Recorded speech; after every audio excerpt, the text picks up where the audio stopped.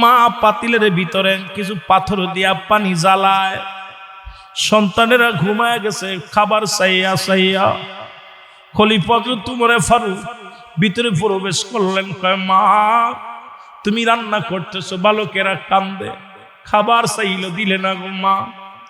বাবারে কি দিব, একটা সপ্তাহ যাবৎ ঘরের ভিতরে কোনো খানা নাই। এই রাজ্যে আমার সন্তানেরা ছোট ছোট বালকেরা, আম্মু খাবার দেয়, আম্মু খাবার দাও। খাবার দেওয়ার মতো আমার কিছু নাই, ঘরের ভিতরে চাউল নাই, ঘরের ভিতরে কোনো খানা নাই। পাতিলের ভিতরে কিছু পাথর দিয়া জ্বালায়া অভিনয় করেছি, সন্তানদের বলছি খানা গলে দিব, কানতে কানতে ঘুমায় গেছে।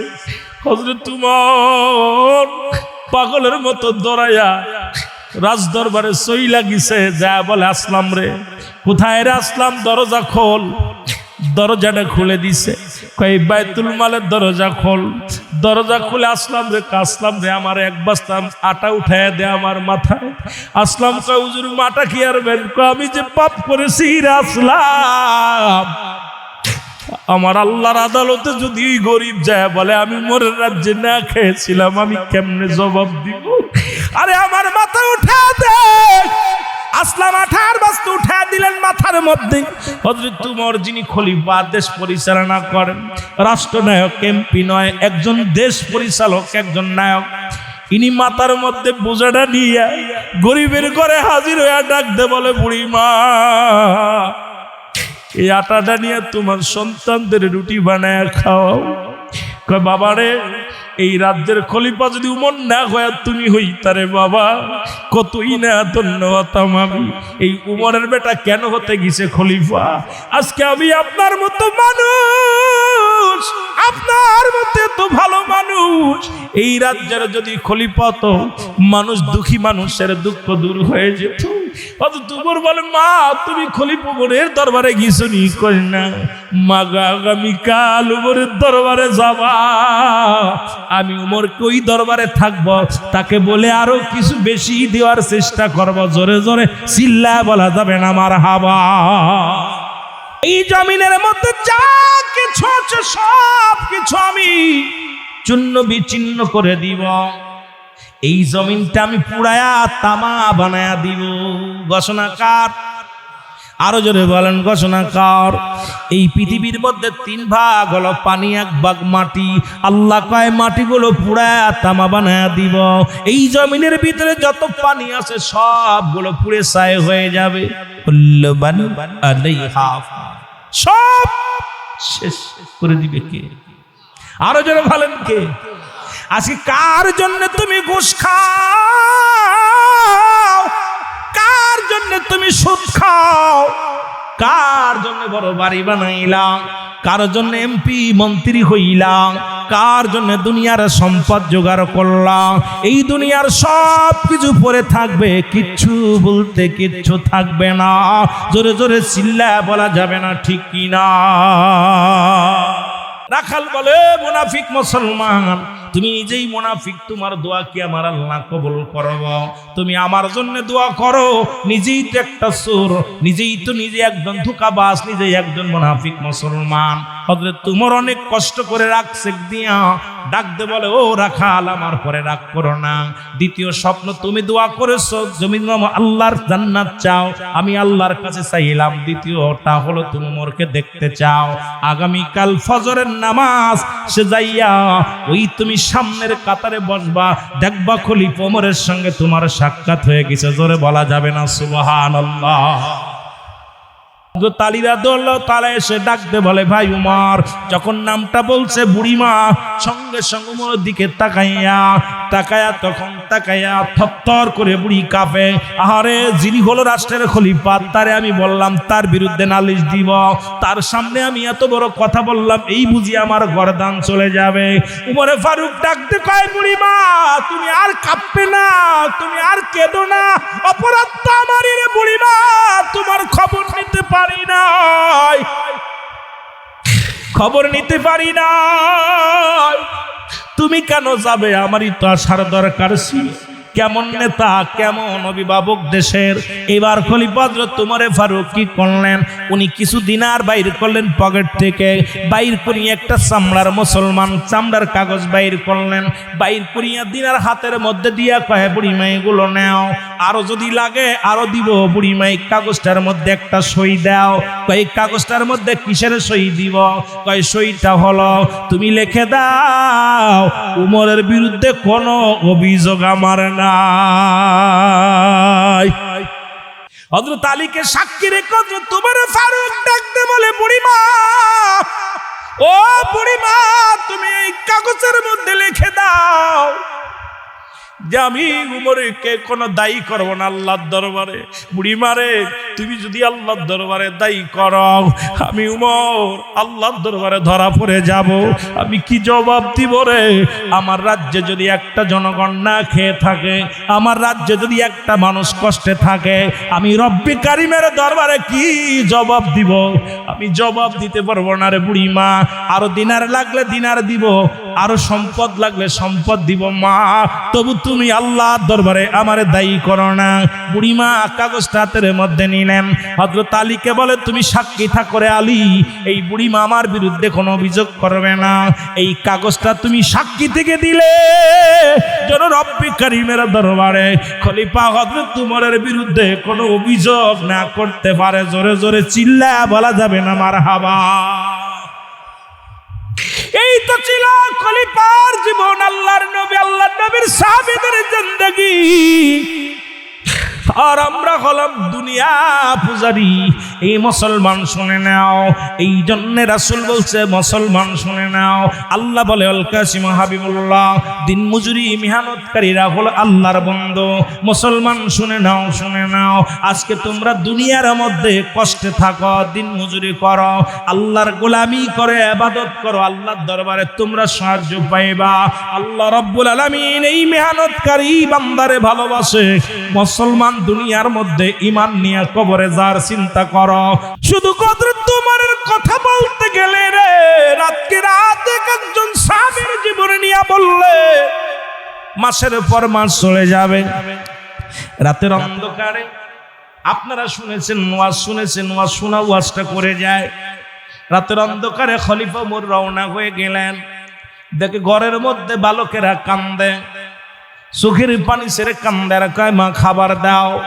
যিনি খলিফা, রাজ্যের খলিফা, ছদ্মবেশে রওনা দিলেন।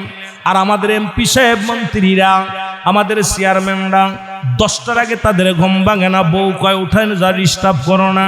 নির্বাচনের আগে কত পায়ে ধরে, কত না তেল মাখায়।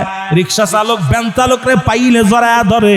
আর যখনই প্রতিনিধি হয় তাদের পায়ে ধরা লাগে, তার পিএসের পায়ে ধরা লাগে। মাসের পর মাস ঘুরতে ঘুরতে স্যান্ডেল খায়। এমপির সঙ্গে দেখা নাই, চেয়ারম্যানের লগে দেখা নাই, মেম্বারের লগে দেখা নাই। আর তাদের ভাষা শুনলে বড় কষ্ট হয়। এই যে দেখলাম ঈদের আগে গরিব মানুষের চাউল দিছে। আমার দেশের কত মেম্বারেরা 10 কেজি চাউলের জায়গা 7 কেজি দিছে, 3 কেজি চুরি করছে। দাড়ি আছে মুখে, টুপি আছে মাথায়। এই চোরের জাত কবে ভালো হবি এখন বুঝি আসে না। জোরে জোরে চিল্লায় বলেন ঠিক কিনা? কার জন্য করতেছো? যার জন্য। কেটা পাপ করেন না আপনি? বিবিরে যায় জিগাইবেন, বউ খুব ভালোবাসে আপনারা, আপনিও ভালোবাসেন, তারা জিগাইবেন যে বিবিরে আমি তো একটা পাপ করছি, তোমার এই পাপের ভাগটা নাও। নিব? বিবি নিব? ছেলে নিব? মেয়ে নিব? তাই যে সুদ খেতেছেন, ঘুষ খেতেছেন, সুদের টাকা ছেলেরে খুব খুব বাজার করে, ঈদের বাজার করে দিচ্ছেন। বিবির জন্য দামি কাপড় কিনছেন, মেয়ের জন্য দামি কাপড় কিনছেন। খোদার কসম বিবিরে জিগাইবেন, কবে এই তো আমি 20 লাখ টাকা সুদ খাইছি, ঘুষ খাইছি, এবার রমজানে ঘুষ খায় তোমার এটা দিতেছি। কয় যা খাইছো খাইছো, ওইটা দিছো আমারে দিছো, পাপের ভাগটা নিতে রাজি নেই। জোরে কোন ঠিক কিনা? আপনার পাপের ভাগ নিব? ছেলে কইবে আব্বা এটার মাগে আমি নাই। মেয়ে কইবে আমার দরকার নাই। বউ কইবে তোর পাপ তুই নিয়ে মর, আমার দরকার নেই, আমার গাড়ির দরকার, বাড়ির দরকার। কোন ভাবে আনবি দেখার বিষয় না। তা যেহেতু আপনার সম্পদ নিবে, পাপ নিবে না, আপনার পাপের ভাগ নিবে না, তা থেকে আজ থেকে প্রতিজ্ঞা করব জীবনে আমি পাপও করব না। যারা বলেন ঠিক কিনা?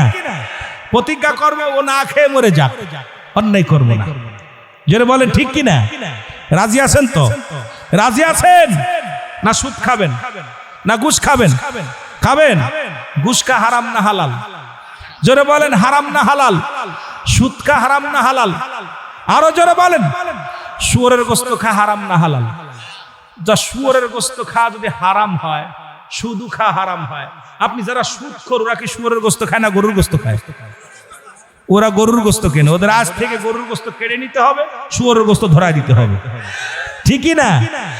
সুদখোর ঘুষখোর যারা আছে, ঘুষখোরের হাত থেকে খাসির গোশত কেড়ে নিতে হবে, ওর হাতে শুয়োরের গোশত ধরায় দিতে হবে। জোরে বলে ঠিক কিনা? খাবি সুদ আর ঘুষ, বাজারে যে কিনবি হালাল খাদ্যটা চলবে না। জোরে বলে ঠিক কিনা? মনে থাকবো, মনে থাকবো। সুদখোর ঘুষখোর এদের সঙ্গে কোনো সম্পর্ক নাই।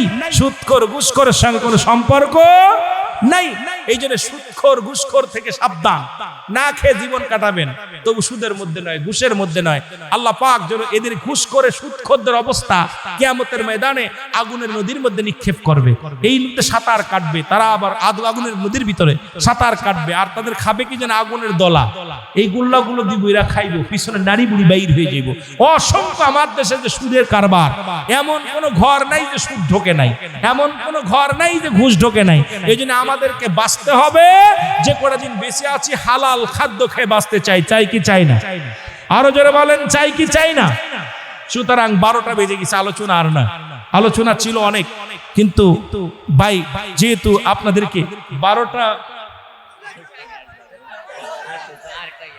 আস্তে আস্তে আলোচনা কেবল শুরু করছি, কথা বুঝেননি? কিন্তু দুঃখের বিষয় হলো আমি এই জন্যই হুজুর দ্বারা আমি বারবার বলে গেছি আমরা 9:30 দিবেন, কারণ আমিও আগামীকাল প্রোগ্রাম আমার চান্দিনায় যেতে হবে, কুমিল্লায় অনেক দূরে যাব। এই জন্য দূরে আপনারাও ফজরে নামাজ পড়বেন। আসসালাতু খায়রুম মিনান নাওম, ঘুম থেকে নামাজ উত্তম। আপনারা ভালোবাসেন আমাকে, ভালোবাসার শেষ নাই। আলোচনা তো কেবলমাত্র সবে একটু শুরু করছি, কথা বুঝেননি? ঘন্টার পর ঘন্টা আলোচনা করলে আপনাদের মজা। এই এলাকার মানুষগুলো ভালা, নবীর প্রেম আছে, আশিকে রাসূল, ইসলাম বোঝার জন্য বসে আছেন। আমার বাবারা, সর্বোপরি আপনাদের কাছে অনুরোধ করব যে আপনারা আমার মা বোনেরা যারা আছেন, অনুরোধ কর মা বোনদের জন্য আমল দিয়ে যাই। 3টা আমল করলে মারা নাচতে নাচতে জান্নাতে যাবে। আমার মা বোনেরা যারা আছেন 3টা আমল। কয়টা আমল? 3টা আমল। নাম্বার 1, 1 নাম্বার 5 ওয়াক্ত ফরজ নামাজ এবং ফরজ রোজা।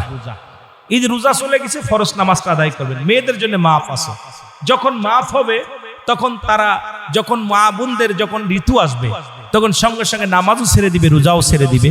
কাজা কোনো নামাজ আদায় করা লাগবে না। যদি ফরজ রোজা হয়, এই অবস্থায় যদি রোজা ভেঙে ফেলে, এই রোজাটা কাজা আদায় করতে হবে, কিন্তু কাজা কোনো নামাজ আদায় করা লাগবে না। পুরুষের জন্য কোনো মাপ নাই। পুরুষ যারা আছেন এদের কোনো মাপ নাই। 1 ওয়াক্ত নামাজ কাজা দিলে 80 হুতবা পরিমাণ জাহান্নাম, যার 1 হুতবা পরিমাণ হলো 2,88,00,000 বছর। এটা খুবই খেয়াল করবেন। নাম্বার 2 হলো স্বামীর খেদমত। সুবহানাল্লাহ বলেন না? আরো জোরে বলেন। মাওলানা সাহেব আছেন। 2টা জিনিস রাসূল বলছে হেফাজত করবে, আমি নবী জান্নাতের সার্টিফিকেট দিলাম। হাত ধরে যান। নাম্বার 1, 2 গালের মধ্যবস্তু, এটা কন্ট্রোল করবে। 2 পায়ের মধ্যবস্তু, লজ্জাস্থান, পুরুষ লিঙ্গ স্ত্রীলিঙ্গ, এটা একমাত্র স্বামী স্ত্রী ব্যতীত অন্য জায়গায় অপচয় করবে না। নবীজি বলছে আমি কথা দিলাম, ওরে হাত ধরে জান্নাতে দিব। কথা বুঝেননি? 2টা কন্ট্রোল করতে পারছেন? মিথ্যার কারখানা বাড়াইছে মোবাইল। আপনি কোছেন হুজুর কই আছেন? আমি তো তোদের বাড়ি কাছে চলে আইছি, দেখা দেয় অনেক সিংড়ে ঘোরাঘুরি করতেছি। কথা কোন ঠিক কিনা? সুরের একটাই আস্তানা বাইরে হয়েছে, বিপদের মধ্যে আছি। জোরে বলেন ঠিক কিনা? এর দুর্নীতির ওই রাকরায় বসে জাহির করে জ্ঞান, কলম দিয়া কামাই টাকা, আবার ধরে সাধুর ভানোরা। শিক্ষিত শয়তানোরা, শিক্ষিত শয়তানোরা। একটু জোরে জোরে বলা যাবে না? ওরা শিক্ষিত শয়তানোরা। ওরা হলো জাতির নাকি মহামারী মহাতন, ফাইলে কলম ঠেকাইয়া চালায় ওরা নির্যাতন। ঘুষের টাকায় ওদের ভুঁড়ি, ঘুষের টাকায় ওদের ভুঁড়ি, করে যে টান টান। ওরা শিক্ষিত, আস্তে কইবেন না জোরে কইবেন? ওরা শিক্ষিত শয়তান, ওরা শিক্ষিত শয়তান। ওরা আবার স্কুল কলেজের দিকটা ভাই দেখো না চোখ মেলিয়া, মেয়েরা সব পয়সা দিয়া আছে শুধু প্রেম লইয়া, ঠিক কিনা ঠিক কিনা?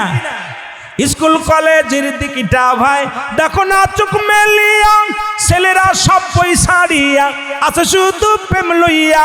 অস্ত্র যে তার সঙ্গের সাথী, অস্ত্র যে তার সঙ্গের সাথী, হইতেছে মস্তানুরা শিক্ষিত। 5 আগস্টের পর দেখলাম এক একটা বিদ্যালয় থেকে গাড়ি গাড়ি অস্ত্র উদ্ধার হয়েছে। বই খাতা বাদে পিস্তল, বই খাতা বাদে ডেগা। আয় হায়, যেহেতু বাড়ি মাগুরা, কুষ্টিয়া ভার্সিটির সামনে আয়া দেখি গাড়ি বেড়ে এলাছে, ট্রাক বেড়ে এলাছে। আর যাদের খাতে টাকা ছিল খাতা আর কলম, তাদের হাতে দেখি পিস্তল। জোরে বলেন ঠিক কিনা? জাতি শেষ, সমাজ শেষ। আজকে আমার সমাজ জাতি সব শেষ হয়ে গেছে, বড় বিপদের মধ্যে আছি। আমার বাবারা যে কথা বলতে গেলে, আমার বাবার 1 নাম্বার হলো সতীত্বর আমানতদারি। নাম্বার 2 আমলদারি নারী। মারহাবা বলেন। নাম্বার 2 কি? আমলদারি নারী। নাম্বার 3 হলো পর্দাশীলতা নারী। সুবহানাল্লাহ বলেন না? আরো জোরে, আরো জোরে। নাম্বার 4 হলো আমরূপবতী গুণবতী নারী। আমরা রূপও লাগবে, গুণও লাগবে, দুইটা জিনিস রাসূল বলেছেন। আমার বাবার ইসলাম বলেছে যেটা, এই গুণবতী নারী বিয়ে না করার কারণে স্বামী থুয়ে আরেকজনের লগে পরক্রিয়া করতেছে, কারণ ওর ভিতরে গুণ নাই। হাজারো মেয়ে আছে, স্বামী বছরকে বছর সুখ দিতে পারে নাই, কিন্তু তারপরেও কোনোদিন স্বামীর সংসার ভেঙে যায় নাই। অন্য পুরুষের চিন্তা করে না, চিন্তা করে আমার স্বামীর মুখ হাসবে, আমার বাবা মায়ের মুখ হাসবে। হাজারো কষ্ট বুকে চাপা রেখে এই দুনিয়ার সংসার করতে। জোরে বলেন ঠিক কিনা? আর বেহে কিছু আছে যারা ওই যে গুণবতী নাই। আমরা এই জন্য আগের যুগে বিয়ে করতে গেলে বংশ পরিচয়, মার বংশ, বাবার বংশ, নানার বংশ পরিচয় দেখা দেখা ওরা মেয়ে সিয়ারা দেখতো না, দেখতো আগে এইটা জাতি আছে নাকি, ঠিক কিনা? এখন তো রূপ জৈবরা খালি সিয়ারা হলি হলো। এখন আমরা সুন্দরী পুজোরি, খালি ধলা হলি হলো, একদম ধলা ফকফুকে। ও নিজেরে পরিষ্কার রাখবো না, ওর এই চরিত্রটা কন্ট্রোল রাখবো, ও নিজেরে নিয়েই ব্যস্ত সবসময়। জোরে বলেন ঠিক কিনা? আরো জোরে বলেন ঠিক কিনা? এই জন্য আমি যুবকদের বলি, তোদের পায়ে ধরে বলে যায়, একজন রিক্সা চালক, ভ্যান চালকের মেয়ে বিয়ে কর, একজন সাধারণ পাবলিকের মেয়ে বিয়ে কর। দেখবি মেয়েটা নামাজি কিনা, ওর বাবা মা নামাজি কিনা, ও নিজে ফরেজগার কিনা, ওই মেয়েটা পর্দার মধ্যে থাকে কিনা, ওই মেয়েটা ইসলামের বিধান মানে কিনা। এমন একটা সঙ্গিনী যদি পাও, জীবনেও সে এই ঈদের পরে মার্কেট করতে চাবে না, নিজে সে মার্কেট করবে না, নিজে কোনোদিন আর বাজার ঘাটে ঘুরবে না, নিজে কোনোদিন খোলামেলা ঘুরবে না। সে তোমার ইজ্জতের দিক তাকাবে, ইসলামের বিধান মানবে, কোরআনের আইন মানবে, হাদিসের আইন মানবে, মেনে সে জীবন যাপন করবে। জোরে বলেন ঠিক কিনা? নাম্বার 5 হলো আদর্শবান বাবা মায়ের সন্তান। আজ থেকে প্রতিজ্ঞা করব, যত টাকার মালিক হোক, বাড়ির মালিক হোক, এমপি মন্ত্রীর মেয়ে হোক, চেয়ারম্যানের মেয়ে হোক, মেম্বারের মেয়ে হোক, সেই সুদ ঘুষের মধ্যে যারা জড়িত, যারা ঘুষের মধ্যে, সুদের মধ্যে জড়িত, তাদের সঙ্গে আত্মীয়তা নয়। যারা বেনামাজি, তাদের সঙ্গে আত্মীয়তা নয়। চগলখোরের সাথে কোনো আত্মীয়তা নয়, ঘুষখোরের লগে কোনো আত্মীয়তা নাই। আমরা জীবন দিয়া দিব, তবু তাদের সঙ্গে কোনো আত্মীয়তা করব না। কে কে রাজি আছো? রাজি আছো? মারহাবা, হাত নামা। আমার মারা বলতেছি, মা গো, বিয়ে করার আগে মাকে বলবা, দাদিকে বলবা, দাদি একজন রিক্সা চালক, ভ্যান চালক, তার সঙ্গে দাও, দুঃখ নাই। সেজন্য সারাদিন পরে আমাকে হালাল রুজি খাওয়ায়, সেজন্য আমাকে পর্দার মধ্যে রাখে, সেজন্য আমার জন্য নামাজের তাগিদ দেয়। হে মুসলমান, এমন স্বামীর প্রয়োজন নাই। আমরা নিজের কন্যাকে যখন বিয়ে দেব, খোদার কসম, যখন মেয়েটাকে বিবাহ দিবেন, আগে দেখবেন ছেলেটা নামাজি কিনা, ছেলেটা হালাল কোরবান্দা কিনা। এ দুনিয়ার জিন্দেগি কদিনের জন্য। খাতুনে জান্নাত মা ফাতেমার ঘরে মাসকে মাস তো খাবার থাকে না। রাসূল পাক সাল্লাল্লাহু আলাইহি ওয়াসাল্লামের কন্যা, যিনি জগৎ বিখ্যাত মা, তিনিও তার প্যার বাবারে, যিনি কুল কায়নাতের নবী, তিনিও তো না খেয়ে পেটে পাথর বাঁধছে। জিন্দেগি কদিনের জন্য। এই জিন্দেগি মিশে মিশে জিন্দেগি, এই জিন্দেগির দিকে না তাকাইয়া পরপারের দিকে চিন্তা করবেন। আজ থেকে আমরা যারা যুবক আছি, মাদককে না বলবো। আজ থেকে আমরা মাদক আমরা পরিহার করব, বাবা মার খেদমত করব, 5 ওয়াক্ত সালাত আদায় করব, হারাম হালাল বেঁচে চলবো, সমাজে উন্নয়নের কাজের জন্য ঝাঁপিয়ে পড়ব, মসজিদে আগের কাতারে নামাজের জন্য চেষ্টা করব, মুরব্বীদের সম্মান করব, এই সমাজ থেকে দুর্নীতি দূর করব। কে কে রাজি আছেন আমার যুবক ভাইরা? হাত তোলেন। আল্লাহ আমাদের কবুল করুক, সকলে বলুন আমিন। সুতরাং এই মসজিদ উন্নয়ন প্রকল্পে আপনাদের কাছে একটু হাত বাড়াবো। আমার ভাইয়েরা ভিতরে যাবে, যদি কেউ দিতে চান, এক ভাই 5,000 টাকা দিয়ে গেছে, আর যদি কেউ দিতে চান দোয়ার আগে আপনাদের কাছে অনুরোধ করব, ভিতরে কমিটির বাবারা যাবে, তাদের হাতে কিছু না কিছু দিবেন, এটা আমার দাবি। আপনাদের হাজিরা আমি আপনাদেরকে যুবকদের নিয়ে ওয়াজ করবো, আল্লাহ বাসায় রাখলে আগামীতে যদি আসি পাশে, আপনারা যে আলোচনা দিবেন আমাকে আগে বলবেন, আমি সে আলোচনার মধ্যে ঢুকে থাকবো। কারণ আমি জনগণকে যেটা চাই আমি এটার দিকেই বেশি খেয়াল করি, কারণ বর্তমান যুগ অবস্থা খুব খারাপ। আমি আমার নিজের পক্ষের জন্য আলোচনা করি না, কারণ আমি আলোচনা করি ইসলামের পক্ষে, আমি আলোচনা করি কোরআনের পক্ষে। আমার ব্যক্তিগত স্বার্থ নিয়ে কখনো আলোচনা করি না, এটা পছন্দ করি না। আমি যতদিন বেঁচে আছি আমি আপনার ইসলামের পক্ষে, কোরআন হাদিসের পক্ষে কথা বলবো, দেশের পক্ষে কথা বলবো। দেশ আপনাকে কি দিল দেখার বিষয় না, দেশকে আপনি কি দিলেন এটা দেখার বিষয়। যে সরকার আসে যে আসে আমাদের দেখার বিষয় না, দেখার বিষয় হলো আমরা সমাজ বাঁচাবো, জাতি বাঁচাবো। এই মহল্লায় যারা আছি, আমি মারা গেলে আপনি কাঁধে নিবেন, আপনি মারা গেলে আমি কাঁধে নিব। আমরা ভাইয়ে ভাইয়ে বিরোধ করবো না, এক ভাই আর এক ভাইকে ভালোবাসবো, বুকে টেনে নিব। আমরা আজ থেকে দ্বিধাদ্বন্দ্ব ভুলে যে সমাজে উন্নয়নের জন্য ঝাঁপিয়ে পড়বো। জোরে বলেন আমিন, আরো জোরে বলেন আমিন। কোন ব্যক্তি আছেন কিছু দেওয়ার মতো, যদি 2-4 হাজার দিতে চান, যদি কোনো ব্যক্তি এই যে মসজিদটা আরো সুন্দর হোক, আপনারা যদি কেউ দিতে চান, আপনারা বলে 10,000 5,000 করে লেখাইলে আমার ভাইজান সেক্রেটারি সাহেব খাতা নিয়ে বসছেন। একজন যোগ্য ব্যক্তি, একজন মাস্টার মানুষ, মসজিদের সেক্রেটারি হয়েছেন, সভাপতি আছেন, আমাদের যোগ্য ইমাম সাহেব আছেন, মসজিদ কমিটির ভাইয়েরা অনেক অত্যন্ত ভালো লাগছে। সবচেয়ে বেশি ভালো লাগছে আসার পর আপনাদের আন্তরিকতা দেখে আমার অনেক মায়া লাগছে। এরপরে আপনাদের ভালোবাসায় আমি অত্যন্ত খুশি। রব্বুল কারীম যেন আপনাদের উপর রহমত দান করে, সকল বলুন আমিন। কোন ব্যক্তি আছেন যে আপনার ধান উঠছে 10 মণ ধান, 2 মণ ধান, 1 মণ ধান গাছে এখন আছে, আল্লাহ ঘূর্ণিঝড় কত পাথর, আমাদের ঈদের আগের দিন বড় বড় পাথর পড়েছে, ঈদের দিনও পাথর পড়েছে, অনেক কষ্ট দিচ্ছে আমাদের এলাকার। নামাজ আমরা মসজিদ আদায় করেছি, আমরা ঈদের নামাজ। সুতরাং আপনারা তো হয়তো শান্তিতে ছিলেন। আল্লাহ আমার শিয়াব ভাই আব্বা মার জন্য 2000 টাকা আল্লাহ কবুল করো, মঞ্জুর করো। নগদ যেটা দেয় লেখা লাগবে না, আপনারা বাকিটা খালি লেখেন। আল্লাহ যা কি চেয়ারম্যান, আল্লাহ 2000 টাকা আল্লাহ কবুল করো, মঞ্জুর করো। আমার ভাইরে আল্লাহ উনিও 2000 টাকা দিচ্ছে। আল্লাহ আর এক মুরব্বী আমার আব্বা জান, আল্লাহ আমাদের মসজিদের অত্র মসজিদের সভাপতি 2000 টাকা আল্লাহ তুমি কবুল করো। আব্বা মার গুনাহ মাফ করে দাও, জীবনের সব গুনাহ মাফ করে দাও। আল্লাহ তুমি জানে মালে বরকত দান করো। আল্লাহ আর এক ভাই যুবক ভাই 1000 টাকা। ভাই আপনাদের মাহফিলের জন্য চাই না, মসজিদের জন্য চাইছে। আল্লাহ আকিদুল ইসলাম একটা নতুন টাকা রাখছে যত্ন করে, এটা আল্লাহরে দিয়েছে, আল্লাহর ঘর। আল্লাহ কিছু চায় না বাবা, আল্লাহ চায় আল্লাহ তুমি রিজিক দাতা, নাম তাই রাজাক, সব প্রাণীকে দাও গুরুজি, দাও তাই খরাক তোমার তরি। আমার একটা ওয়াজ শুনছেন আপনারা, যে হযরতে মুসা আলাইহিস সালাম তার কওমের জন্য আল্লাহর কাছে চাইতে গেছে। আল্লাহ বলে, আল্লাহ আমার কওমের একটু খাওয়ার ব্যবস্থা করে দিও। আল্লাহ কয় মুসা তোর হাতে কি? কয় লাঠি। কয় লাঠি দিয়া পাথরের মধ্যে বাড়ি মার, ইসির মধ্যে পাহাড়ের মধ্যে বাড়ি মারো। বাড়ি মারছে বেশন এক নদী, নদীর মধ্যে বাড়ি মারছে আইছে একটা পাথর, পাথরের মধ্যে বাড়ি মারছে 28টা হরিণ। দেখো হরিণের মুখের মধ্যে তাজা ঘাস। আল্লাহ বলতেছে মুসা তুমি দেখছো? আল্লাহ কি আশ্চর্যজনক, এর মধ্যে পাথরের মধ্যে হরিণ, হরিণের মধ্যে মুখে সাদা ঘাস। আল্লাহ বলতেছে মুসা রে, তুমি তো তোমার কম নিয়ে চিন্তা করার, আমি গোটা কুল কায়নাত নিয়ে চিন্তা করি, কারণ আমি সমস্ত মাখলুকাতকে খাওয়াই। সুতরাং কোথায় কে কোন হালাত আল্লাহ খাওয়াবে এটা বোঝা বড় মুশকিল। এই জন্য যে হালাত আল্লাহ খাওয়াইতে পারে সেই মসজিদের জন্য, উন্নয়নের জন্য আপনারা যদি যেটা পারেন আপনারা দিবেন, আল্লাহ কবুল করুন। আমাদের কল্লোল ভাইকে তো দিয়ে বলে গেছেন, উনি আপনাদেরকে কি করবে। জনাব আলহাস মনিরুল ইসলাম আপনি মনিরুল ইসলাম কল্লোল ভাই, মনিরুজ্জামান কল্লোল ভাই, ওনারকে দায়িত্ব দিচ্ছেন মহল্লার জন্য। আপনারা বলবেন, যেহেতু নতুন সরকার গঠিত হয়েছে, এই গ্রামের এক জামাই, আল্লাহ কবুল করো, শ্বশুরের হায়াতে বদান, দোয়া না করে কেউ যাবেন না, দোয়া না করে কেউ যাবেন না। আল্লাহ কবুল করুক সকলকে। আপনি তো ভাগ্যবান, 2টা ছেলে হাফেজ বানাইছেন, 2টা ফুলায় হাফেজ। আহা কপাল কত বালা। কোরআন হাফেজ শব্দতে হেফাজতকারী। আল্লাহ তাদের কবুল করুক। 2টা সন্তানকে আল্লাহ দ্বীনি ইলম শিক্ষা দিছে। কবরে যার মানুষ মুরব্বি, আল্লাহ কত ভাগ্যবান। আলহাজ রিজাউল সাহেব 1000 টাকা আল্লাহ কবুল করো, মঞ্জুর করো, সবসময় সমাধান করো। আপনি যে 1 মণ ধান করে দেন বাবা, যে আল্লাহ আমাদের আরেক বাদান, উনি 1000 টাকা, আল্লাহ 500 টাকা আল্লাহ কবুল করো, মঞ্জুর করো, সবসময় সমাধান করো। আমার ভাইয়েরা ভিতরে যান না, আপনারা ভিতরে যান। এই কেউ ধান দিবেন? অনেক ধান আছে দেখে আইছি, আল্লাহ তো নিলে সব নিতে পারে। একটু জেন আপনারা দিন, যদি কেউ পারেন 2-4 মণ ধান। ভিতরে একটু যান কেউ না, ভিতরে টাকা দিচ্ছে ভিতরে, কিন্তু যদি কেউ দিতে চায়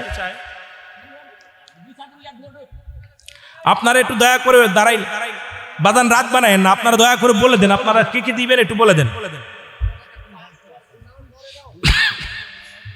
আমি আপনাদের এলাকায় অনেক দেখছি এই প্রকল্পের মা পিকিরে বাদান কি এলো, মাইক কি এলো,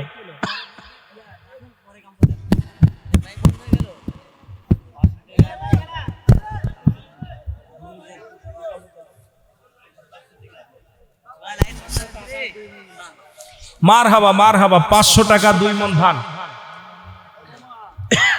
আল্লাহ জমিনে ফসল আছে, আল্লাহ নিলে নিতে পারে, আল্লাহ দিলে দিতে পারে।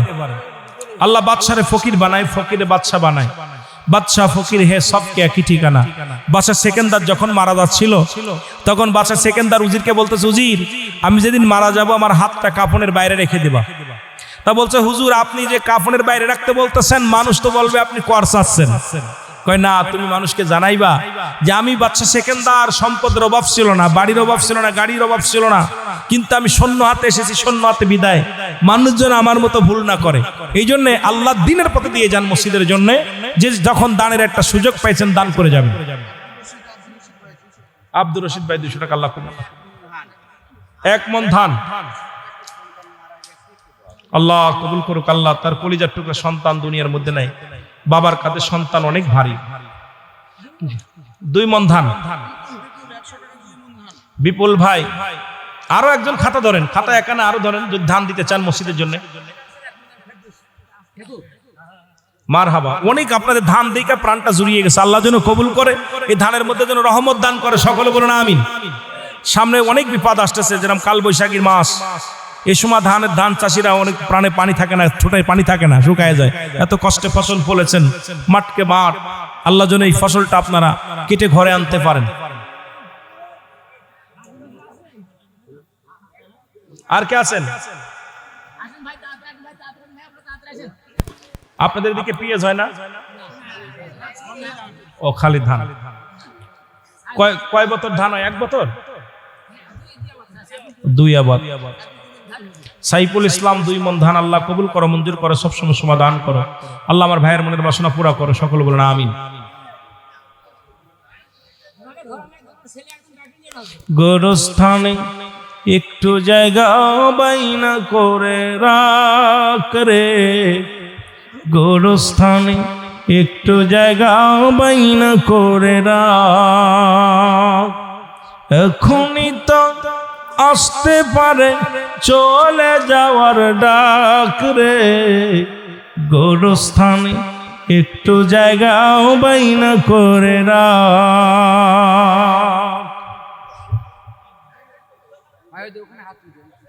আপনারা দয়া করে 1-2 মণ করে ধান লেখান, যারা ধান আছে আল্লাহর কাছে বলেন যে আল্লাহ আমার ধানটা সহি সালামতে বাড়ি আসে 1 মণ ধান মসজিদে দিব, এটা নিয়ত করে ফেলেন না।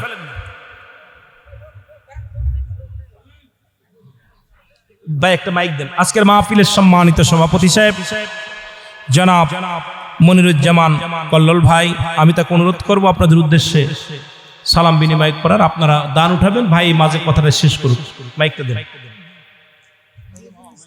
শরীফুল ইসলাম চোরা 1 মণ ধান।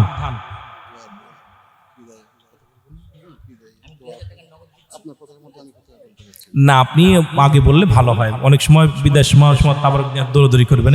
আপনি তো আপনার সবচেয়ে আপনি হলো এখানের মাহফিলের সবচেয়ে মধ্যমণি, কারণ সভাপতি এটা বড় ইসলামী মা।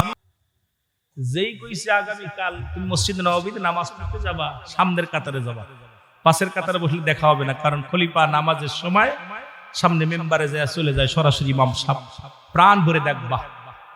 উনি বাড়ি যে রাখাল বাড়ি যাইয়া মাগরিবের নামাজ আদায় করে ইশার সালাত আদায় করে মন আনসান করতেছে, কিরে লোকটারে এর আগে তো কোনোদিন দেখি নাই, লোকটারে এত কথা বললাম কোনো রাগ দেখলাম না। আর আমাদের দেশের নেতারে যদি রে ভাই একটু বলা যায়, নেতায় কমপ্লেন তো দিবই ফাঁসি তো চড়ায় সারবো, জোরে কোন ঠিক কিনা কথা বুঝছেন? আইরে আল্লাহ। আর একজন খলিফা দেশের প্রতিনিধি, তাকে দেশের প্রধান, তাকে মুনাফিক বলতেছে, চোর বলতেছে, একবার রাগেন না। এত খত্তাবের বেটা উমর রাগণ্ডিত ব্যক্তি, কিন্তু ওই শাসক হইয়াও প্রজারা কি অবস্থায় আছে দেখার জন্য এই শব্দ বেশি ঘুরতেছিলেন। খলিফা ওমর বলে, বাবা তোমার স্বপ্ন উমরকে দেখা? বলে, হ্যাঁ আমার জীবনের স্বপ্ন কয় তুমি কি কোনোদিন গেছিলা? কয় যেতাম, আমি প্রায় শুক্রবারে যাইতাম নামাজ শেষ করে দেখার জন্য, কিন্তু ভিড়ে এত মানুষের ভিড়, দামি দামি মানুষ, আর পুরো মসজিদটা ভরা থাকে, এদের মাঝে আমি আর সুযোগ পাই না, তালিযুক্ত কাপড়, এই জন্য যাইতে পারি না। কয় তুমি আগামীকাল আগে যায় ওই মসজিদের প্রথম কাতারে। হযরত আলী রাদিয়াল্লাহু তাআলা শুধু তাই নয় ও মুসলমান, শোনেন শাহে মদিনা লা ইলাহা, আরো জোরে লা ইলাহা, মহব্বত লা ইলাহা, লা ইলাহা মুহাম্মদ। এ দুনিয়ার মুসলমান,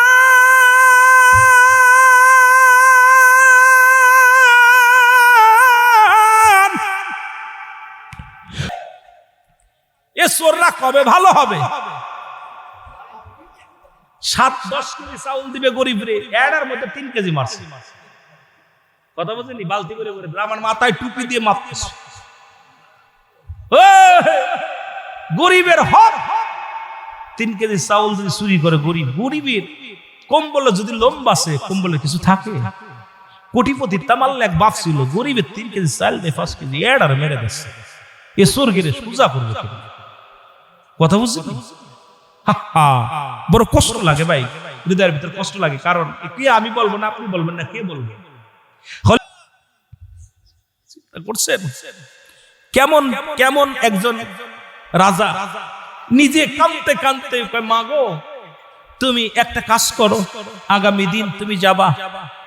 মা বুড়ি মা গালি দিতেছে, আল্লাহ বড় বড় উমর যদি প্রতিনিধি না হইয়া যদি এই লোকটা প্রতিনিধি হতো কতই না ভালো হতো। আল্লাহ বলছে, মা গো তুমি উমরে চেনো? কই না, চিনি না। কয় তাহলে আগামীকাল উমরে যাবা। মহিলা যায় দেখে হযরত উমর, খলিফা হযরত উমরে ফারুক জনগণকে মালামাল দিতেছে।